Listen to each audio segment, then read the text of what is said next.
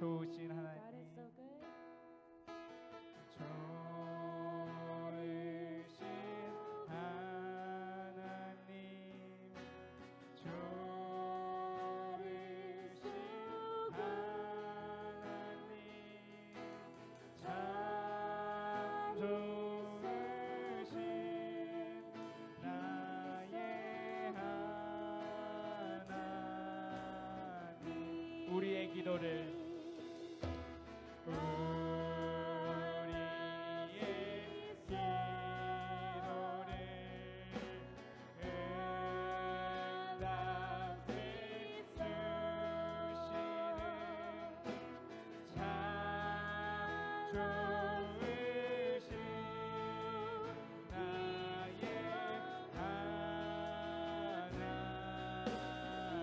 한없는 축복을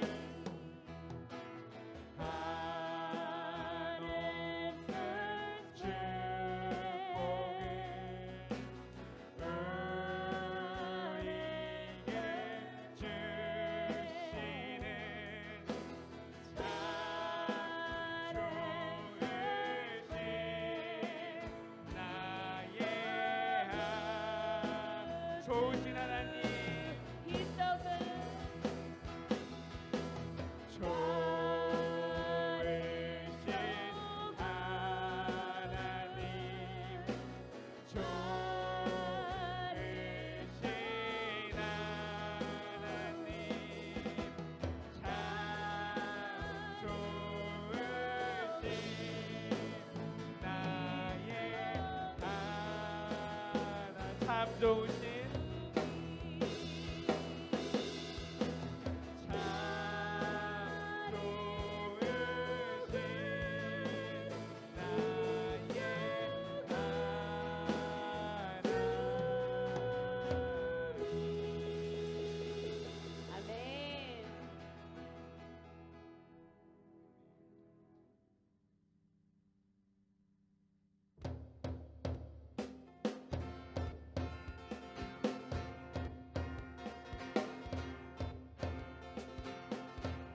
깊은 계곡에서도 높은 산에서도 확신될 때도 의심될 때도 원수가 날 둘러싸도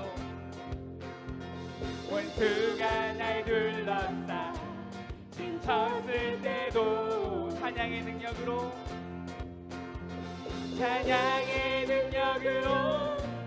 승리하리라. 호흡 있는 한 난 주를 찬양해. The Lord, oh my soul, praise the Lord. Praise the Lord, oh my soul. 주님 느낄 때도 그렇지 않아도 변함없이 주 찬양, 주 다스리네. 소리 이상의 소리, 승리의 무기, 여리고 무너뜨린 승리의 찬양. 호흡 있는 한 나는 주를 찬양해. Praise the Lord, oh my soul. Praise the Lord, oh my soul. 살아계신 주 찬양하니 나는 멈출 수 없네.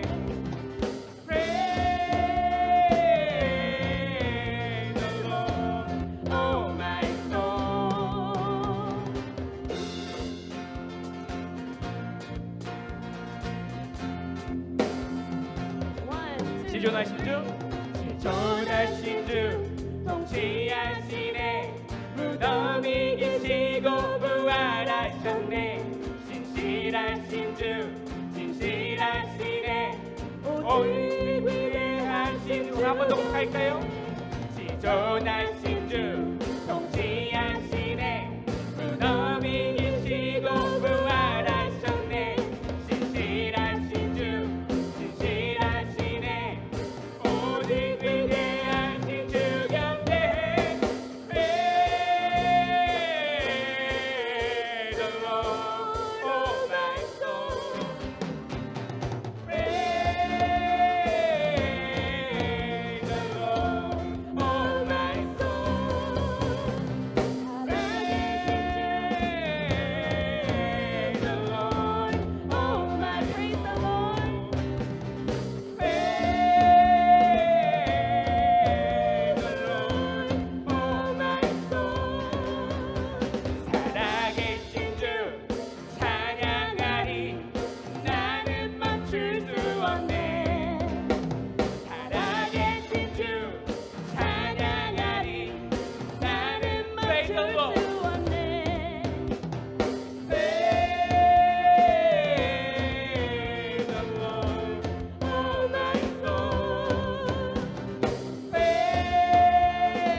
Praise the Lord oh my soul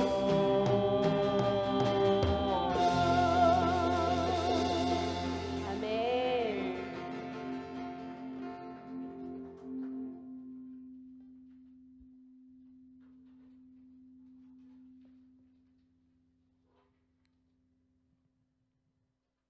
우리 약할 때 강함 대신에 찬양 드리시겠습니다.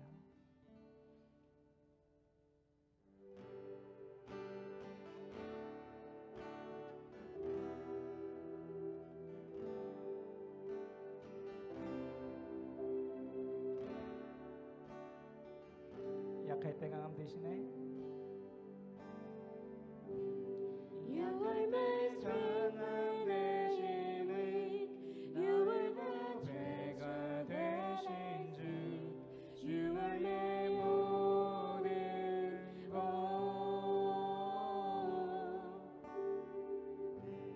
주 안에 있는 보물을 나는 포기할 수 없네 주 나의 고든 우리 한 번 더 고백할까요? 약할 때 강함 대신에 You are my 강함 대신에 나의 보배가 되신 주 나의 모든 것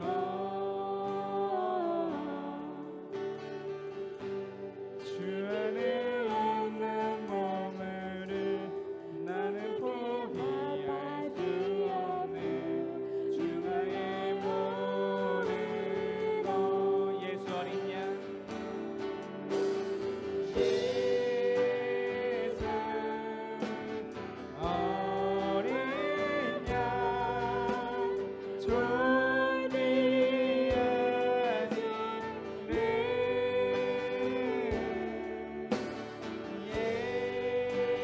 예수 어린 양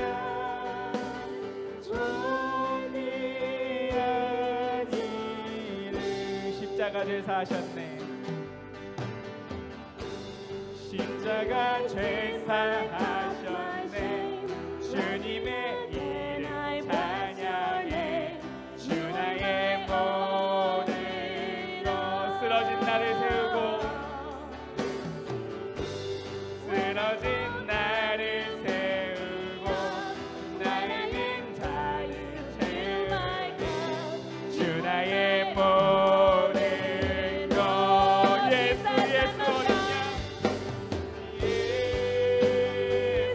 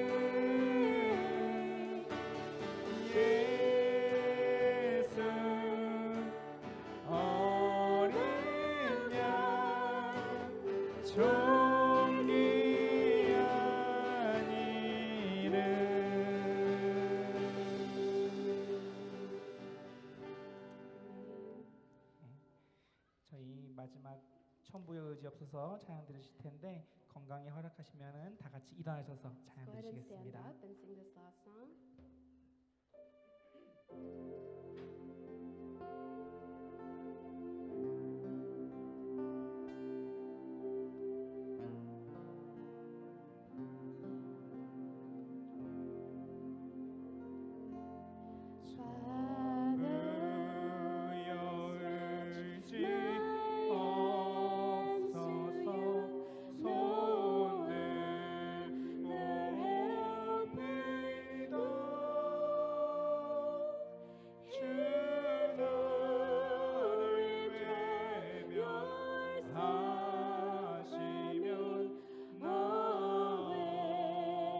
우리 한 번 더 고백하겠습니다. 천부여 의지 Oh, 없어서 Father, I stretch my hands. 천부여 의지 없어서 손 들고 옵니다. 주 나를 되면 다시면 나오니 가리. 내 죄를 씻기 위하여 내 죄를 씻기 위하여 흘려주시니 고백이 하는 마음으로 주 앞에 옵니다. 전부터 주신 주께서 영주의 죄인을 보혈로 구해 주시니 그 사랑에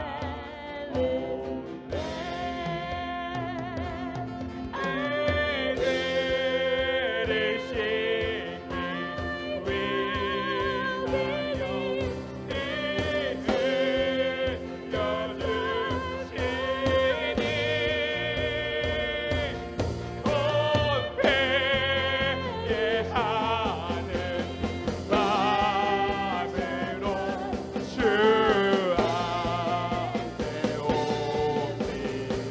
나의 수장으로 나의 수장으로 는 것을 하나서 주님께 구한 모든 것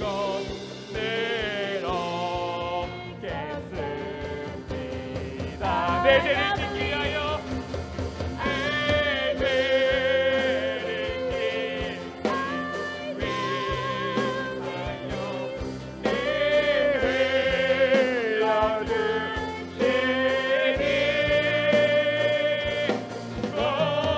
고백이 하는 마음으로 주 앞에 내 죄를 짓기 위하여 I do believe.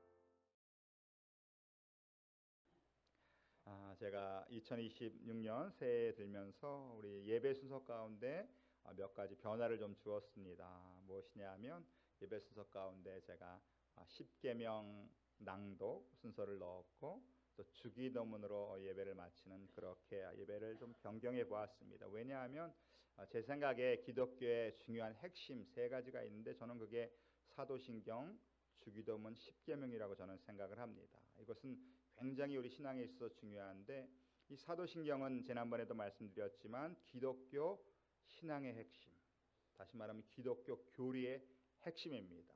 온 교리를 꽉 압축해서 만들어 놓으면 사도신경이에요. 사도신경이 우리 기독교 신앙의 핵심 가치인 것을 우리가 알 수가 있습니다. 그래서 같은 사도신경을 고백하면 사도신경을 한 문장 한 문장 고백할 때 그래서 아멘으로 같이 동의를 하면 같은 신앙을 갖고 있는 우리 믿음의 공동체가 되는 것이고, 만약 사도신경을 같이 고백하더라도 어떤 사람들이 그것을 거부하거나 또 어떤 것은 인정하지만 또 어떤 부분은 인정할 수 없다고 얘기하면 그건 우리와 다른 신앙을 갖고 있는, 즉 말하면 이단이 되는 것이죠. 그래서 사도신경은 우리에게 있어서 이단을 구별하는 굉장히 중요한 기준이 됩니다. 신앙의 교리의 핵심인 것을 우리가 알 수가 있습니다. 또 어떤 분들은 제가 듣기에 어떤 신학자나 목사님들은 사도신경을 인정하지 않는 분들도 계시더라고요. 여러 가지 이유를 대면서 카톨릭에서 온 유산이다, 어떤 내용이 틀리다고 하면서 거부하고 또 교회에서 행하지 않는 분들도 계시는 걸로 알고 있습니다. 그러나 저는 그렇게 생각하지 않습니다. 사도신경은 초대교회부터 전해온 가장 기독교 신앙의 귀한 유산으로 저는 보고 있습니다. 그래서 사도신경을 우리는 항상 예배 때마다 했는데 주기도문과 10계명은 사실 예배 때마다 하지는 못했어요. 그래서 제가 일부러 넣었습니다. 왜냐하면 주기도문은 기독교에 있어서 기독교 비전의 핵심이에요. 우리 기독교가 무엇을 바라봐야 될지, 무엇을 위해 기도해야 될지를 가르쳐 준 것이 주기도문입니다. 주님이 가르쳐 주신 기도문이라는 거예요. 짧게 주기도문이라고 하는데 우리가 기도할 때 그냥 막연히 기도하는 게 아니에요. 무엇을 바라보면서 무엇을 위해 기도하느냐. 그래서 주님은 주기도문을 통해서 기도의 모범을 보여주신 것이죠. 샘플을 보여주신 것. 그래서 이 주기도문을 가르쳐 주시면서 마태복음에도 보면 그냥 이 기도를 반복하라는 뜻은 아니에요. 너희는 이렇게 기도하라 이렇게 말씀하셨어요. 이렇게 기도하라. 그러니까 샘플로 방법으로 우리에게 가르쳐 주신 것이 모범입니다. 그래서 그것을 우리가 기도해야 된다는 것이 그런 식으로 기도해야 된다. 그래서 어떤 분들은 또 주기도문도 안 하는 교회가 있고 주기도문을 반대하는 목사님도 있습니다. 왜냐하면 주기도문을 잘못해서 계속 반복하다 보면 의미를 모르고 그냥 우리가 반복적으로 습관적으로 하는 기도문이 될 수 있기 때문에 그것을 또 걱정해서 안 하시는 분들도 계시더라고요. 근데 기독교에는 분명 말씀드리지만 주문은 없습니다. 그러면 각 종교마다 주문이라는 게 있어요. 그래서 어떤 단어나 문장을 반복해서 자꾸 외우면 어떤 힘을 느끼고 그걸로 위해서 어떤 능력을 체험하는, 그래서 주문을 하지만 기독교에는 교회에는 주문이 없습니다. 왜냐하면 우리 기독교 교회에서 말하는 기도라는 것은 살아계신 하나님과 대화를 하는 거예요. 그래서 무의미한 반복적인 단어를 우리는 계속하지 않습니다. 예수님도 너희는 기도할 때 중언부언하지 말라. 아무 뜻도 없이 그냥 반복적으로 하는 것을 예수님도 싫어하십니다. 그래서 기독교에서는 중언부언하는 주문이 없고 대신 주님이 가르치신 기도문이 있는데 이것을 우리가 예로 삼아서 하나님과 대화를 하는 거예요. 그래서 어떤 목사님들 혹시 잘못되면 우리가 자꾸 반복하다 보면 이게 습관이 되고 무의미하게 반복될까 봐 하지 않는 분들도 계시더라고요. 근데 저는 반대로 생각해야 된다고 저는 생각합니다. 이것을 무의미하게 반복해서 주문이 되지 않도록 주기도문을 정확히 알고 바르게 구해야 된다. 그래서 저는 얼마 있으면 또 주기도문 강해를 좀 하려고 그래요. 주기도문을 하지만 무슨 의미를 가지고 어떤 방향을 가지고 무엇을 구해야 될지를 우리가 한번 공부하면 좋겠다. 그래서 주기도문을 우리가 꼭 해야겠다. 그리고 또 한 가지가 이제 10계명입니다. 10계명은 기독교 윤리의 핵심입니다. 우리가 어떻게 살아야 되는가. 요즘은 은혜의 시대, 복음의 시대란 말을 막 강조하다 보니까 10계명 율법을 외면하는, 이 시대에 무슨 율법입니까? 율법은 구약에 있었던 것이지 또 예수님 십자가 이후로 율법은 다 끝난 것이 아닙니까라고 착각을 하시는 분들이 있어요. 그래서 십자가만 붙들지 십계명을 외면하거나 무시하는, 잘 생각하지 않고 살아가는. 여러분, 이 시대의 기독교의 문제가 뭡니까? 삶이 안 된다는 거예요. 삶이. 알기는 잘 알지만 삶을 살지 못하는. 뭐 가끔 뉴스에 보면 뭐 사회적으로 큰 무슨 범죄, 또 사회적으로 무리를 일으켜 보면 다 교회 다니는 사람들이에요. 이게 얼마나 큰 문제입니까? 왜냐하면 십자가만을 붙들지 십계명을 잊고 살아가니까. 그래서 십계명은 우리가 기독교의 핵심, 교리의 핵심으로 우리가 잘 지켜야 되는. 그래서 성경도 보면 로마서 3장 31절 우리 한번 같이 읽어볼까요? 로마서 3장 31절 다 같이 읽겠습니다. 시작.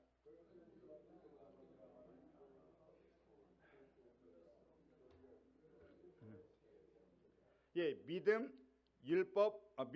복음, 은혜는 오히려 율법을 굳게 세워준다는 거예요. 그 안에서 참된 율법의 의미가 나타난다는 거예요. 믿음이다, 은혜다, 뭐 복음이다 하면 율법이 사라지는 게 아니라 그 안에서 오히려 더 율법이 굳건히 서는, 더 확실하게 드러나는 그러한 일이 있다고 우리에게 말씀하고 계십니다. 그래서 이것을 율법을 우리가 은혜의 규범, 우리 그리스도의 하나님의 백성, 하나님의 자녀의 삶의 원리인 것을 분명히 우리에게 말씀하고 계십니다. 우리 출애굽기를 여러분 읽어보시면요, 이스라엘이 6월절 날 탈출하죠. 이집트 애굽을 탈출해서 시내산이라는 곳까지 오는데 2개월이 걸립니다. 2개월이 걸리고 또 시내산에서 1년 동안 머물러 있던 것으로 우리가 알 수가 있어요. 성경에 보면 출애굽기 19장부터 마지막까지, 그리고 또 레위기 전체, 민수기 1장부터 10장까지, 그리고 신명기 일부분이 이 시내산에 머물던 1년간의 일을 기록한 책이에요. 그러니까 모세오경의 대부분이 사실 시내산에 있던 1년의 그러한 일들을 기록한 책입니다. 이 1년간에 여러 일이 있었지만 이 시내산에 1년 동안 가장 큰 사건이 바로 십계명을 받는 거예요. 성경 전체가 하나님께서 감동을 주셔서 사람이 쓴 거지만 십계명은 하나님이 직접 써주신 겁니다. 하나님이 직접 돌판에다 써주신 거예요. 하나님이 직접 쓰신 이 십계명을 받는 것이 가장 위대한 사건입니다. 이 십계명을 받기 위해서 성경을 보니까 모세는요, 시내산을 8번을 왔다 갔다 했더라고요. 모세의 나이가 80세였습니다. 시내산은 높이가 2285m예요. 여러분, 한라산의 높이가 얼마나 되는지 아십니까? 한라산이 1950 정도 되죠. 그러니까 거기에 비하면 350m는 더 높은 산이고, 메마른 땅에 바위산의 암벽산입니다. 80세의 노인이 십계명을 받기 위해서 8번을 거기 정상까지 갔다 내려옵니다.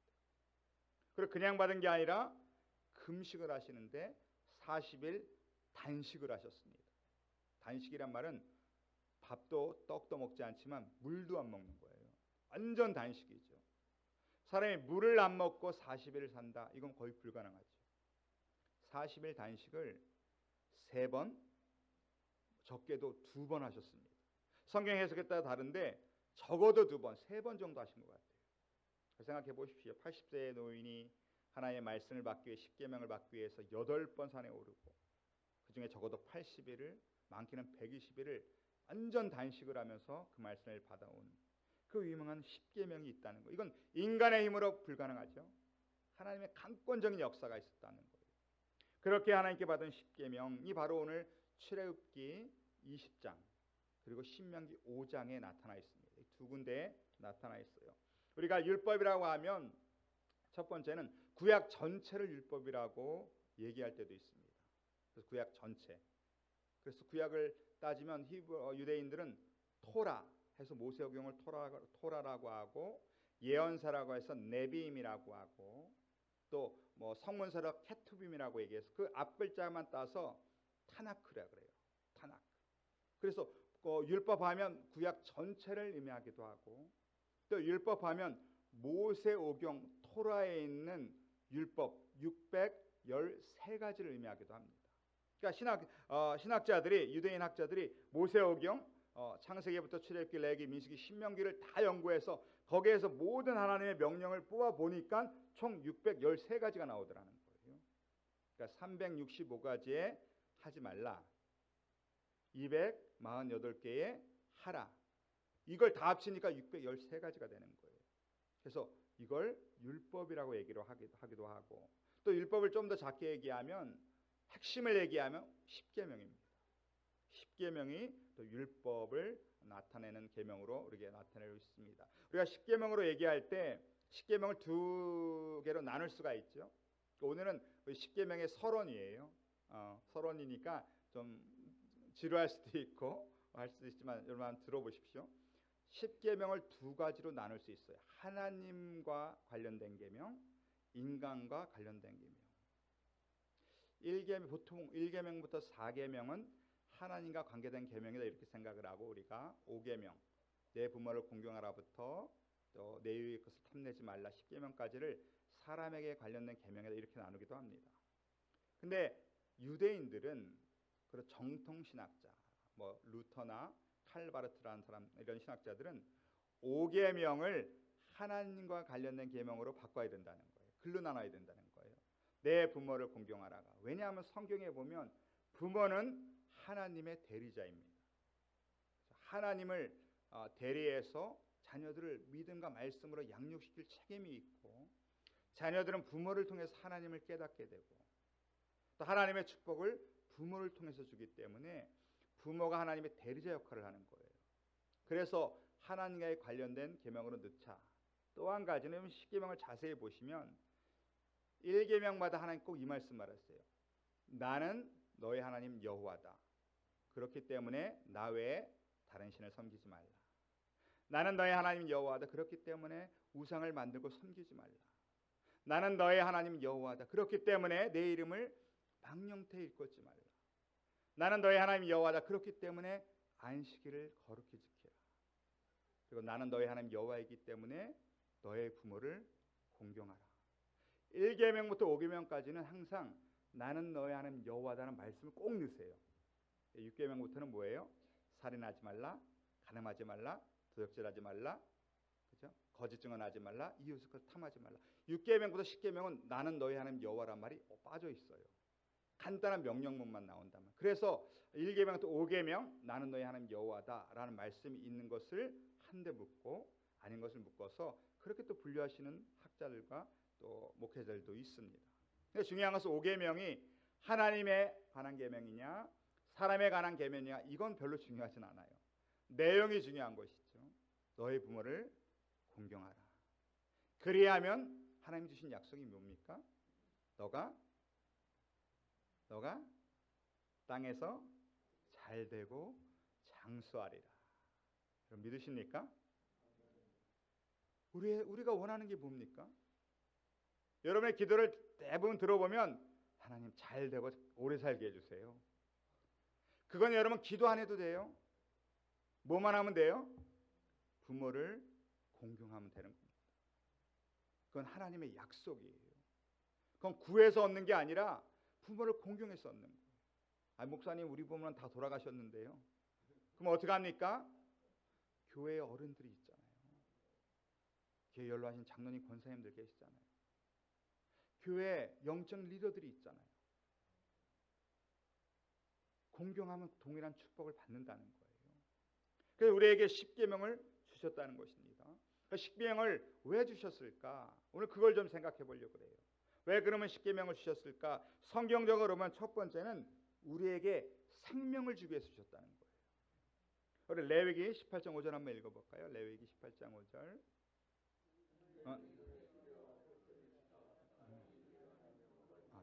네. 너희는 내 규례와 법도를 지키라. 사람이 이를 행하면 그로 말미암아 살리라. 많은 사람들은 율법을 나를 죽인다고 생각을 해요. 나를 힘들게 한다고 생각하고 나를 억압한다고 생각. 아니에요. 반대예요. 사실은 나를 살리려고 주셨다는 거예요. 마치 울타리와 같다는 거예요. 울타리. 우리 인간의 욕심이 있어서요. 울타리를 만들어 주지 않으면 우리 끊임없이 가다가 멸망의 길까지 간다는 거예요. 하나님이 안전한 울타리를 주셔서 마음껏 이 안에서 뛰놀 수 있도록 울타리를 주신 거예요. 살리려고 주셨다는 거예요. 또 두 번째 율법을 주신 이유는 우리의 죄를 깨달으라고 주신 거예요. 로마서 3장 20절도 한번 읽어볼까요? 다 같이 시작.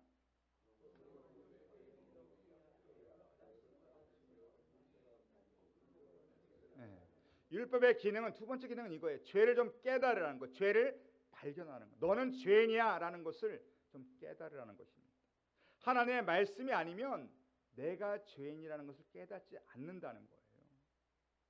하나님의 말씀으로 나를 비추지 않으면, 하나님의 말씀이 거울이 되지 않으면 우리는 그냥 다 괜찮은 사람으로 여겨요.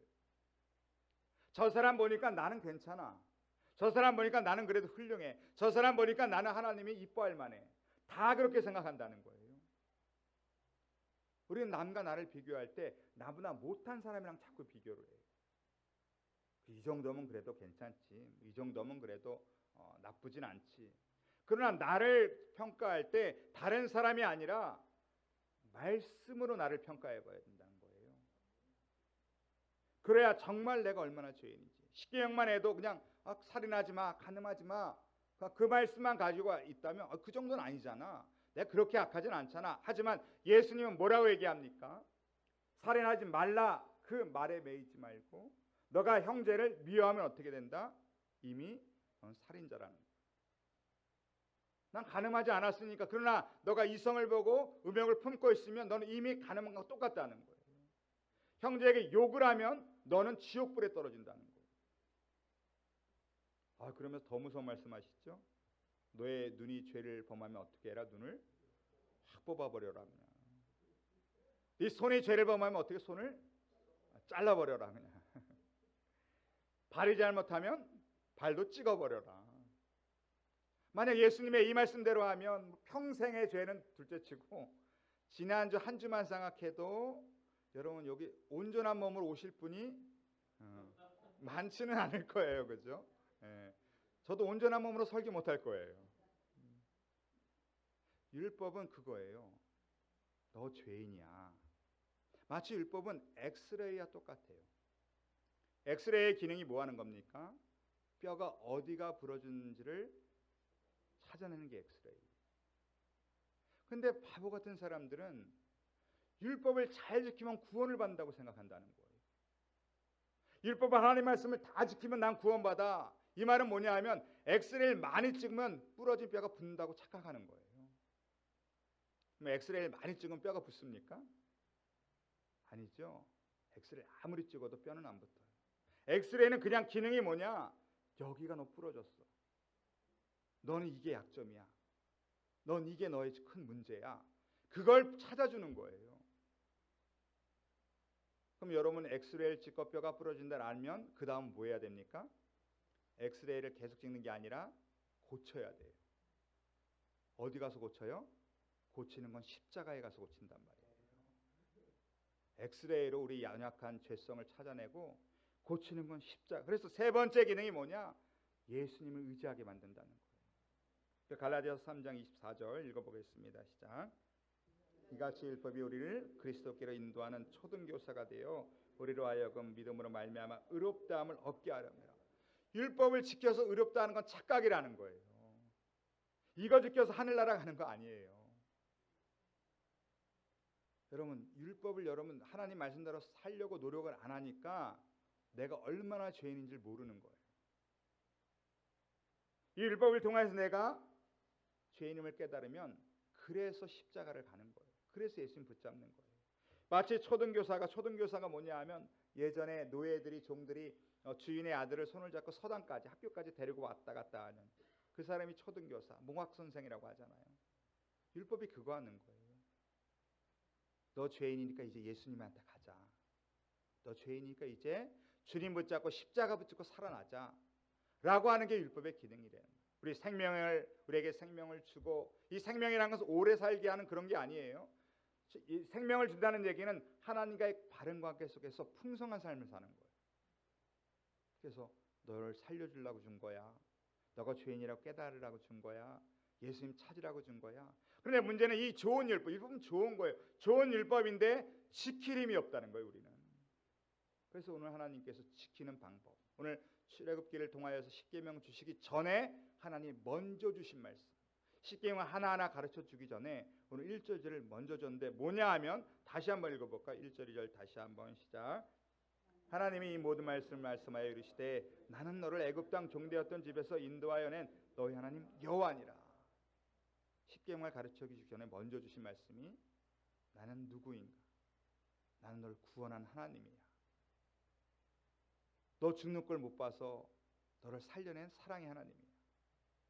그러면 사람을 움직이는 힘이 여러 가지 있죠. 사람을 움직이는 힘은 여러 가지 있습니다.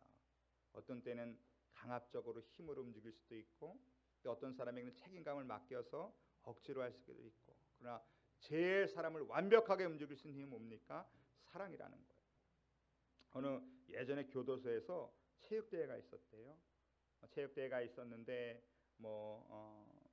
오랜만에 수감자들이 밖에 나와서 야외 활동도 하게 돼서 얼마나 좋습니까? 특별히 그때는 수감자들, 특별히 모범수들에게 가족을 초대하는 그런 순서가 있어서 가족들 앞에서 할 수 있는 그런 시간이 있었다고 합니다. 그래서 얼마나 가족들이 응원하겠어요. 잘해라, 이겨라, 싸워라 막 응원하다가 마지막 순서가 이제 하이라이트인데 가족을 업고 달리기라는, 그래서 먼저 가족을 업고 들어오는 사람이 그날의 MVP가 되는 순서였다고 합니다. 시간이 있었다고 합니다. 그래서 가족들이 한 명씩 앞으로 나와야 되는데 대부분이 어머니들이 이렇게 나왔대요. 아들의 등에 업히기 위해서. 어머니들이 나오고, 또 어머니가 없는 수감자는 아버지가 나오고, 부모가 이미 돌아가신 분은 기다리던 아내가 와서 줄을 서서 다 업고 시작을 알리는 총성이 울렸는데 신기하게도 한 사람도 뛰어가지 않더래요. 그죠? 부모를 업고 어머니를 업고, 또 어떤 아버지는 차마 업히지 못해서 뒤에 서서 아버지가 눈물을 흘리고, 아내를 업고, 이 사람들이 달리는 것이 아니라 총소리가 나자마자 흐느끼기 시작하더라는 거예요. 그렇게 오랜만에 어머니 체온을 느끼고 아버지 앞에서 수감자가 돼서 기다리는 아내를 데리고 와서 업고 달려야 되는데 아무도 달리지 못하고 그냥 흐느끼다가 울음바다가 됐다는 거예요. 어느 1초라도 더 머물고 싶어서 달리는 사람이 없이. 그러면 다들 이게 나가면 효도하겠습니다. 제가 다시 살겠습니다. 아내에게도 새로운 삶을 살겠다고 약속을 하는. 여러분, 사람을 움직이는 힘이 거기 있다는 거예요. 물론 때려서도 되겠죠. 수감자들이 얼마나 많이 맞았겠습니까? 더 새로운 규범을 가지고 얼마나 힘들게 했겠습니까? 물론 그것도 사람을 움직일 수 있어요. 하나님이 우리를 얼마든 움직일 수 있어요. 조금만 잘못하면 때릴 수 있습니다. 광야에 40년 동안 하나님 무섭게 대하면 이스라엘 200만이 전부 다 하나님 말씀 잘 들을 수 있어요. 하나님 그 길을 선택하지 않으신다는 거예요.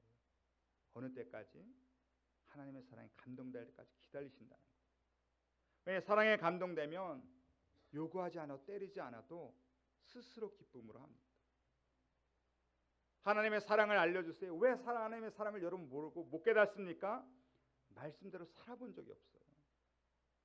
말씀대로 살려고 노력하면 내가 얼마나 비참한 죄인인지, 얼마나 소망이 없는 죄인인지 깨닫게 돼요. 그래서 십자가에 가면 그래서 하나님이 얼마나 나를 사랑하시는지 알고, 그 사랑이 깨달아지면 누가 하지 말래도, 누가 때려서도 아니고 직분을 맡겨서도 아니고, 어떻게 하면 하나님을 더 기쁘시게 할까? 어떻게 하나님을 더 즐겁게 할까? 저도 예수 믿고 말씀대로 살아보려고 아무리 노력해도 안 되더라고요. 세상 사람들과 난게 별로 없더라고요. 그래서 금식하면서 기도한 제목이 그거예요. 차라리 하나님 날 데려가 달라고 좀 기도했어요. 이게 뭐 난게 없어요. 아무리 해달라도 안 돼요. 근데 하나님이 그런 말씀을 하시더라고요. 음성 가운데 들려주시는 것이 마음에, 제가 그때까지도 잘 이해하지 못했던 말이 있어요. 자꾸 교회 가니까 사람을 벌레만도 못하대요. 벌레만도 못한 죄인이라는 거예요, 나보고. 아니, 죄인은 죄인인데 그래도 벌레만도 못하다니까 그게 조금 마음에 항상 걸리더라고요.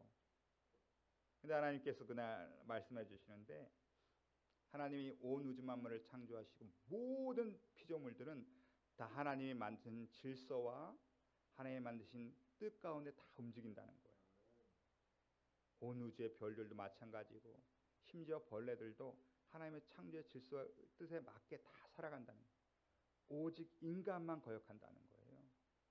인간만 하나님을 반역한다는 거예요. 그런 의미에서 우리는 벌레봐도 못하다는 거죠. 내가 너를 이 땅에 보냈을 때, 너를 만들었을 때 뜻과 계획이 있었는데 우리는 그걸 무시하며 살아간다는 거예요. 그러면서 이끌어주시는 게 십자가더라고요. 그래서 너가 죽어야 되는 게 목숨이 죽는 게 아니라 너희 옛사람 속사람이 죽어야 된다는 거예요. 그곳이 십자가더라고요. 하나님 믿고 그 은혜에 감사해서 십자가 붙들면 우리가 믿음대로 율법대로 살아갈 수 있는 능력을 주시는데 그것이 우리에게 성령을 주시겠다는 거예요. 에스겔서 36장 26절 27절 읽어보겠습니다. 다 같이 시작. 육신에서 굳은 마음을 제거하고 부드러운 마음을 줄 것이며 또 내 영을 너희 속에 두어 너희로 내 율례를 행하게 하리니 너희가 내 규례를 지켜 행할지라. 율법은 좋은 거지만 내 힘으로 하나님 안 돼요. 예, 맞아요. 그렇기 때문에 우리는 예수님께로 가야 되는 거예요. 나 같은 죄인을 예수님 십자가에 보려 살려주신 그 은혜가 감사하니까 이제는 예수님 말씀대로 이 말씀대로 살게요 하면 하나님이 그런 결단을 하면 성령을 주시겠다는 거예요. 너 힘으로 안 되니까, 우리 힘으로 안 되니까 우리가 죄 짓고 살지 어떻게 말씀대로 삽니까? 하나님은 그런 분 아니에요. 인간이 말씀대로 못 살 걸 알면서 말씀대로 안 산다고 책망하시는 분 아니에요. 살 수 있다는 거예요. 어떻게 하면? 성령을 따라 살면. 십자가 앞에 나와서 무릎 꿇고 회개하고 성령 받으면 너 이길 수 있어. 죄를 이길 수 있어. 율법대로 하나님 말씀대로 살 수 있어 이거예요. 앞으로 우리가 10계명 한 계명씩 다음 주부터 나눠볼 텐데 여러분 억압하려고 힘들게 하려고 하는 거 아니에요. 아까도 말씀드렸지만 그 말씀 안에서 생명을 얻고 기쁨을 얻고 쉼을 얻고 하나님과의 관계 속에서 풍성한 삶을 살려고 우리가 계명을 나누는 거예요. 계명을 배우는 거예요. 그러나 우리는 온전히 기도할 때 하나님 내 힘으로는 지킬 수 없습니다. 그래서 예수님 십자가 붙습니다. 주님 앞에 무릎 꿇습니다. 용서하여 주시고 하나님 성령을 나에게 부어주시옵소서. 주님이 주시는 하나님이 주신 성령으로 말미암아서 여러분 새로워지고 거듭나고 이제는 하나님의 자녀답게 살아갈 수 있는 그 세상의 빛과 소금이 되고 그리스도의 향기와 편지가 되어서 이 땅을 변화시켜 나갈 수 있는 그런 하나님의 일꾼 다 되시길 주님의 이름으로 축원합니다.